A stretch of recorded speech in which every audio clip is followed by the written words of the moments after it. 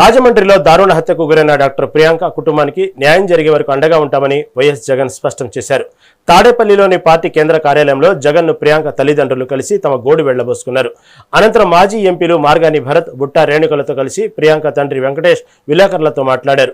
నిందితులను కాపాడేందుకు పోలీసులు కేసును సాధారణ రోడ్డు ప్రమాదంగా చిత్రీకరిస్తున్నారని ఆరోపించారు.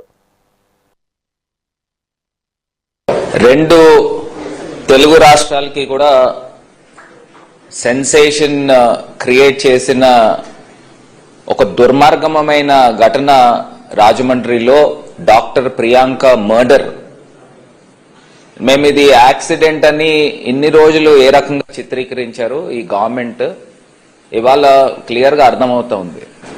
ఒకటే అంశం చెప్తా ఉన్నామండి, డాక్టర్ ప్రియాంకని అతి కిరాతకంగా 3 సార్లు వాంటెడ్లీ గుద్ది తలపై నుంచి కారు ఎక్కించుకుని వెళ్ళిపోయిన తర్వాత ఎన్నో ప్రశ్నలు పోలీస్ డిపార్ట్మెంట్ కి గవర్నమెంట్ కి ప్రజలు అడుగుతా ఉన్నారు.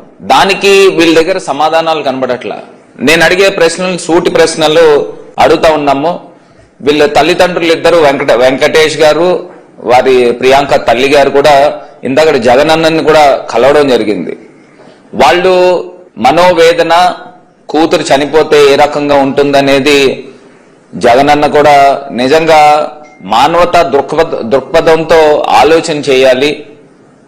నిజంగా జగనన్నతో మాట్లాడుతున్నప్పుడు కూడా వారి కళ్ళల్లో కూడా కన్నీరు తిరుగుతూ ఉన్నాయి. ఎందుచేతనంటే అందరికీ కూతుర్లు ఉంటారండి.